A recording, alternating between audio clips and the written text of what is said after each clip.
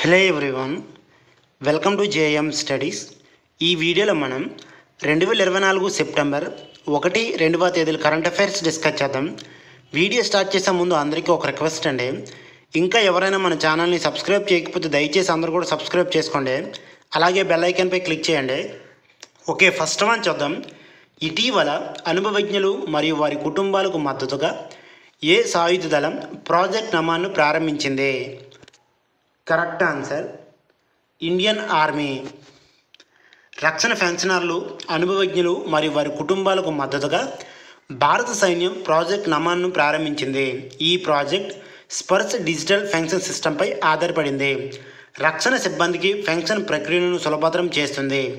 Indian army, CSC, e governance India limited మరియు HDFC bank మధ్య ఒక అవగాహన ఒప్పందం ద్వారా రిసెప్షన్ మరియు ఫెసిలిటేషన్ కేంద్రాలు ఏర్పాటు చేయబడ్డాయి.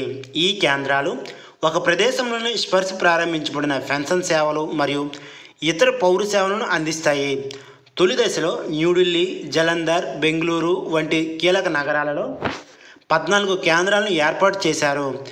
గ్రామస్థాయి వ్యాపారవేత్తలు, తరచుగా అనుభవజ్ఞులు, హెచ్డిఎఫ్సి బ్యాంక్ ఆర్థిక సహాయంతో ఈ కేంద్రాలను నిర్వహిస్తారు. నెక్స్ట్ వన్ చూద్దాం. వినూత్న హాలిడే ఈస్ట్ ప్రచారానికి ఇటీవల ఏ రాష్ట్ర పర్యాటక రంగం పాటా గోల్డ్ అవార్డు 2024ను గెలుచుకుంది? Correct answer Kerala. Digital marketing campaign విభాగంలో హాలిడే ఈస్ట్ ఆన్లైన్ పోటీకి కేరళ టూరిజం పాటా గోల్డ్ అవార్డు 2024ను గెలుచుకుంది. జూలై 2023 ప్రారంభించబడిన ప్రచారం పర్యాటకులను ఆకర్షించడానికి వాట్సాప్ చాట్బాట్ మాయలో బిడ్డింగ్ గేమ్ను ఉపయోగించింది. భారతదేశం అంతటా 80,000 కంటే ఎక్కువ మంది ప్రయాణికులు తక్కువ ధరలకు కేరళ యొక్క ప్రధాన గమ్యస్థానాలను సందర్శించడానికి వేలం వేశారు. ప్రచారం 45 మిలియన్ల కంటే ఎక్కువ ప్రభావాలను మరియు 13 మిలియన్లకు పైగా వీడియో వీక్షణలను సృష్టించింది. కొంతమంది పార్టిసిపెంట్లు కేవలం ₹5 మరియు 30,000 విలువైన టూర్ ప్యాకేజీలను గెలుచుకున్నారు. ఆగస్టు 28, 2024న బ్యాంకాక్లో కేరళ టూరిజం ఈ అవార్డును అందుకుంది. నెక్స్ట్ వన్ చూద్దాం. ఇటీవల వార్తల్లో చూసిన వర్ధమాన్ పోర్ట్ ఏ రాష్ట్రంలో ఉంది? Correct answer Maharashtra. మహారాష్ట్రలోని పాల్ఘర్లో దాదాపు 75,000 కోట్ల విలువైన వర్ధమాన్ పోర్ట్ ప్రాజెక్ట్ని ప్రధాని నరేంద్ర మోదీ శంకుస్థాపన చేశారు. 23.2 మిలియన్ల ఈటీయూల నిర్వహణ సామర్థ్యంతో వర్ధమాన్ పోర్ట్ ప్రపంచవ్యాప్తంగా టాప్ 10 పోర్టుల్లో ఒకటిగా అవతరించింది. మహారాష్ట్రలోని దహాన్ పట్టణానికి సమీపంలోని ఈ నౌకాశ్రయం అంతర్జాతీయ షిప్పింగ్ మార్గాలకు ప్రత్యేక కనెక్టివిటీని అందించే భారతదేశపు అతిపెద్ద లోతైన నీటి నౌకాశ్రయంలో ఒకటిగా ఉంటుంది. ఆధునిక సాంకేతికత మరియు మౌలిక సదుపాయాలతో కూడిన ఇది లోతైన బెర్తలు మరియు సమర్థవంతమైన కార్గో నిర్వహణ కలిగి ఉంటుంది. ఈ ప్రాజెక్ట్ గణనీయమైన ఉపాధిని సృష్టిస్తుంది, స్థానిక వ్యాపారాలను పెంచుతుంది మరియు ప్రాంతీయ ఆర్థిక వృద్ధికి తోడ్పడుతుంది. ఇది పర్యావరణ ప్రభావాన్ని తగ్గించడం, స్థిరమైన అభివృద్ధిని నొక్కి చెప్తుంది. ఒకసారి పనిచేసిన తర్వాత నౌకాశ్రయం భారతదేశం యొక్క సముద్ర కనెక్టివిటీని మెరుగుపరుస్తుంది మరియు దాని ప్రపంచ వాణిజ్య స్థితిని బలోపేతం చేస్తుంది. నెక్స్ట్ వన్ చూద్దాం. నవంబర్లో మహిళల ఆసియా ఛాంపియన్స్ ట్రోఫీ 2024కి ఏ రాష్ట్రం ఆతిథ్యం ఇవ్వనుంది? Correct answer Bihar. 2024లో మహిళల Asia champions trophy hockey tournament November 11, 22 వరకు బీహార్లోని రాజ్గిర్లో జరుగుతుంది. కొత్తగా అభివృద్ధి చేయబడిన రాజ్గిర్ హాకీ స్టేడియంలో జరగనున్న ఈ ఈవెంట్ బీహార్కు ఒక మైలురాయి. టోర్నీలో భారత్, చైనా, జపాన్, కొరియా సహా అగ్రశ్రేణి ఆసియా జట్లు తలపడనున్నాయి. హాకీని ప్రోత్సహించడానికి మరియు అంతర్జాతీయ క్రీడలకు ఆతిథ్యం ఇవ్వడానికి బీహార్ నిబద్ధతను ఈ ఈవెంట్ హైలైట్ చేస్తుంది. స్టేడియం ప్రారంభోత్సవం మరియు స్థానిక నాయకుల మద్దతు ప్రపంచ కార్యక్రమాలకు బీహార్ యొక్క సంసిద్ధతను ప్రదర్శిస్తాయి. నెక్స్ట్ వన్ చూద్దాం. ప్రభుత్వ పాఠశాలలలో సంగీతం మరియు నృత్యం విద్యను పెంపొందించేందుకు ఇటీవల ఏ రాష్ట్రం లేదా యూటీ ఇసాయి కుడిల్ పథకం ప్రారంభించింది? Correct answer Puducherry. ప్రభుత్వ పాఠశాలలలో సంగీత నృత్య విద్యను పెంపొందించేందుకు పుదుచ్చేరిలో ఇసాయి కుడుల్ పథకాన్ని ప్రారంభించారు. భారతీయ విశ్వవిద్యాలయం ఈ ప్రయత్నాన్ని మద్దతు ఇస్తుంది. చిన్నత ప్రభుత్వ పాలికల ఉన్నత పాఠశాలలు మ్యూజికల్ హార్ట్ ఏర్పాటు చేస్తున్నారు. వారానికి 2 సార్లు 2 గంటల పాటు సంగీత తరగతులు నిర్వహిస్తారు. ఈ పథకం వివిధ తరగతి స్థాయిల అనుకూలమైన సిలబస్ను అందిస్తుంది. ఈ ప్రయత్నం కళలు మరియు సంస్కృతి ద్వారా విద్యార్థుల విద్యను మెరుగుపరచడంలో పుదుచ్చేరి యొక్క నిబద్ధతను చూపుతుంది. నెక్స్ట్ వన్ చూద్దాం. ఇటీవల గురు పద్మసంభావ జీవితం మరియు జీవన వారసత్వాన్ని అన్వేషించడం అనే అంశంపై అంతర్జాతీయ సమావేశం ఎక్కడ జరిగింది? Correct answer Nalanda, Bihar. అంతర్జాతీయ బౌద్ధ సమైక్య మరియు నవ నలంద మహావిహార్ గురు పద్మసంభావ జీవితం మరియు వారసత్వంపై బీహార్లోని నలందలో 2 రోజుల సదస్సు నిర్వహించాయి. గురు రింపోచి అని కూడా పిలువబడే గురు పద్మసంభావ భారతదేశంలో 8వ శతాబ్దంలో నివసించారు మరియు బౌద్ధ మతంలో అత్యంత గౌరవనీయమైన వ్యక్తి. అతను టిబెటన్ బౌద్ధ మతం యొక్క వ్యవస్థాపక పితామహుడిగా గుర్తించబడ్డాడు మరియు 749 ADలో టిబెట్ చేరుకున్నాడు. అతను భారతదేశం, నేపాల్, పాకిస్తాన్, భూటాన్, బంగ్లాదేశ్ మరియు టిబెట్తో సహా హిమాలయ ప్రాంతాలలో బుద్ధుని బోధనలు వ్యాప్తి చేశాడు. తాంత్రికుడు మరియు యోగాచార శాఖ సభ్యుడు. అతను నలందలో బోధించాడు మరియు యోగా, తాంత్రిక అభ్యాసాలు మరియు కళ, సంగీతం మరియు జానపద కథలు వంటి సాంస్కృతిక అంశాల సమ్మేళనంతో సంబంధం కలిగి ఉన్నాడు. నెక్స్ట్ వన్ చూద్దాం. ఇటీవల ఆసియన్ క్యాడెట్ జూడో ఛాంపియన్షిప్లో రజత పథకాన్ని గెలుచుకున్న భారతీయ క్రీడాకారిణి ఎవరు? Correct answer Himanshi Tokas. Himanshi Tokas Asia cadet మరియు జూనియర్ జూడో ఛాంపియన్షిప్లో రజత పథకాన్ని గెలుచుకుంది. ఈ ఘటన దక్షిణ కొరియాలోని మ్యూంగాంగ్లో చోటు చేసుకుంది. హిమాన్సి మహిళ 63 కిలోల బరువు విభాగంలో పోటీ పడింది. ఆమె వయసు 19 సంవత్సరాలు మరియు ఆమె ఖేలో భారత్ కార్యక్రమంలో భాగము. భారతదేశం నుండి 12 మంది సభ్యులు పోటీ పాల్గొన్నారు. మ్యూగాంగో వ్యాయామశాలలో ఈ ఈవెంట్ ముగిసింది. నెక్స్ట్ వన్ చూద్దాం. ఇటీవల వార్తల్లో కనిపించే మహాతరి వందన యోజనను ఏ రాష్ట్ర ప్రభుత్వం ప్రారంభించింది? Correct answer Chhattisgarh.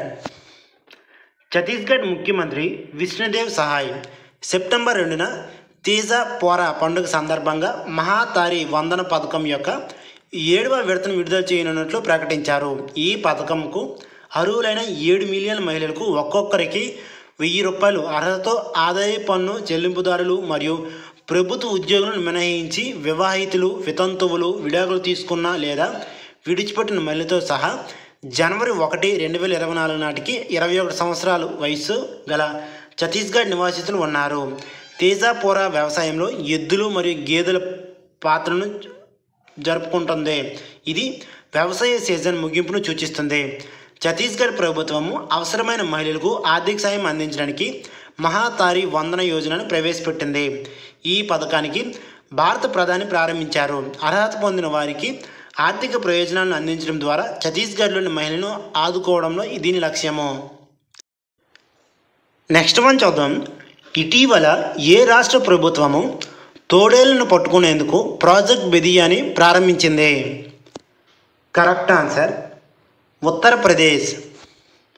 ఉత్తరప్రదేశ్లోని బహ్రాయిచ్లో ఇటీవల నరమాంస భక్షక తోడేళ్లు దాడి చేయడంతో దాదాపు 35 గ్రామాలను అప్రమత్తం చేశారు. తోడేళ్లను పట్టుకునేందుకు అటవీ అధికారులు ప్రాజెక్ట్ బెదియా ప్రారంభించారు. భారతదేశంలో 2 తోడేలు జాతులు ఉన్నాయి. ద్వీపకల్పక ప్రాంతాలలో ఇండియన్ వోల్ఫ్ మరియు ఎగువ ట్రాన్స్ హిమాలయన్ శ్రేణిలో ఇండియన్ వోల్ఫ్ తోడేలు చాలా సామాజికంగా ఉంటాయి. 6-8 పేకలలో నివసిస్తాయి.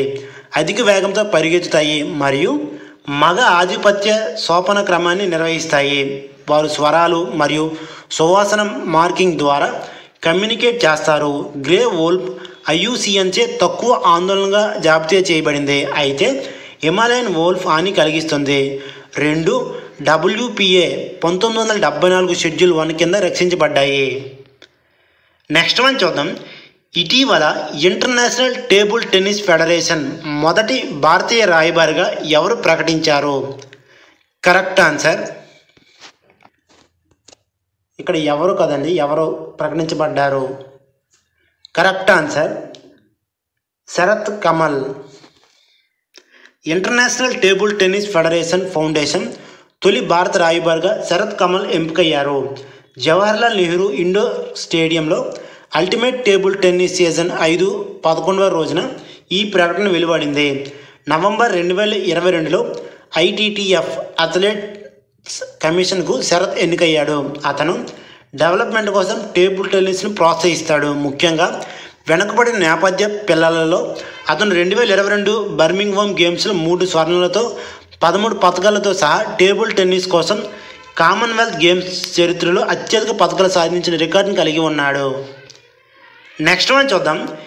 ఇటీవల వార్తల్లో చూసిన ఊరి 2 జల విద్యుత్ కేంద్రం ఏ నదిపై ఉంది? కరెక్ట్ ఆన్సర్ జేలం నది. నిపుణుల అంచనా కమిటీ యూరి 1 జల విద్యుత్ ప్రాజెక్టు యొక్క స్టేజ్ 2 కోసం పర్యావరణ క్లియరెన్స్ మంజూరు చేయడాన్ని వాయిదా వేసింది. ఊరి 1 జల విద్యుత్ ప్రాజెక్ట్ జమ్మూ లేదా కాశ్మీర్లోని బారాముల్లా జిల్లాలోని ఊరి పట్టణంలోని జేలం నదిపై ఉంది. ఇది భారతదేశము మరియు పాకిస్తాన్ మధ్య నియంత్రణ రేఖ సమీపంలో ఉంది.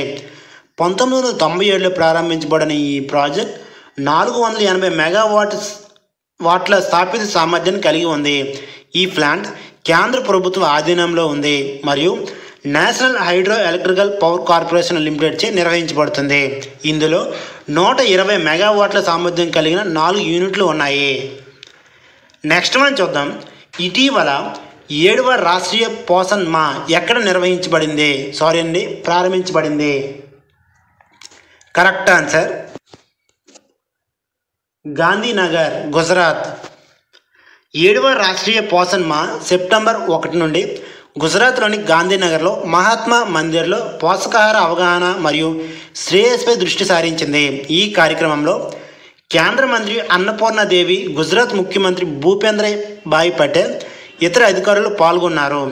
పోషకాహారం మరియు పర్యావరణ సుస్థిరతను ప్రోత్సహిస్తూ ఏక్ పెద్ మా కే నామ్ అనే పేరుతో దేశవ్యాప్తంగా చెట్లు పెంచే కార్యక్రమంతో ఈరోజు ప్రారంభమైంది. కేంద్ర మంత్రి అన్నపూర్ణాదేవి పోషణ్ 2.0 యొక్క మూల స్తంభాలను వివరించారు. సుపరిపాలన, కన్జర్వేషన్స్, కెపాసిటీ బిల్డింగ్ మరియు కమ్యూనిటీ భాగస్వామ్యం, తల్లులకు పౌష్టికాహారం బుట్టలు పంపిణీ చేయడంతో పాటు వహిలి దిక్రీ యోజన వంటి పథకాలను హైలైట్ చేశారు. ఈ ప్రచారం రక్తహీనత, వృద్ధి పర్యవేక్షణ మరియు పరిపూరకమైన ఆహారం వంటి సమస్యలపై దృష్టి సారిస్తుంది. ఇది సుపోషిత్ భారత్ దృష్టికి మద్దతు ఇస్తుంది. నెక్స్ట్ వన్ చూద్దాం. కంటెంట్ని నియంత్రించడం, ప్రభావితం చేసేవారిని ప్రోత్సహించడం మరియు ప్రభుత్వ కార్యక్రమాలను ప్రోత్సహించడం కోసం ఇటీవల ఏ రాష్ట్ర ప్రభుత్వము న్యూ డిజిటల్ పాలసీని ఆమోదించింది? Correct answer Uttar Pradesh. Facebook, X, Instagram మరియు యూట్యూబ్ వంటి ప్లాట్ఫామ్లలో కంటెంట్ను నియంత్రించడానికి కొత్త సోషల్ మీడియా విధానాన్ని ఉత్తరప్రదేశ్ కేబినెట్ ఆమోదించింది. సోషల్ మీడియా ప్రభావశీలాలు ప్రభుత్వ పథకాలను ప్రచారం చేయడం ద్వారా నెలకు 8 లక్షల వరకు సంపాదించవచ్చు. ఈ విధానం రాష్ట్రంలోని నివాసితులకు మరియు ఇతర ప్రాంతాలు నివసించే వారికి ఉద్యోగ అవకాశం కల్పించడం లక్ష్యంగా పెట్టుకుంది.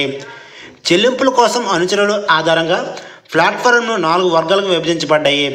ప్లాట్ఫామ్ మరియు కంటెంట్ రకాన్ని బట్టి గరిష్టంగా నెలవారీ చెల్లింపు 2 లక్షల నుండి 8 లక్షల వరకు ఉంటుంది. వి-ఫారం అనే డిజిటల్ ఏజెన్సీ ప్రభుత్వ ప్రకటనలు నిర్వహిస్తుంది. ఈ విధానంలో అభ్యంతరకరమైన కంటెంట్ నిర్వహించడం, దేశ వ్యతిరేక, సామాజిక వ్యతిరేక, నకిలీ వార్తలు లేదా తాపజనక పోస్టులను లక్ష్యంగా చేసుకోవడం కోసం మార్గదర్శకాలు ఉన్నాయి. ఈ వీడియో కానీ మీకు నచ్చినట్లయితే దయచేసి అందరూ లైక్ చేయండి, అలాగే మీ ఫ్రెండ్స్కి కూడా షేర్ చేయండి.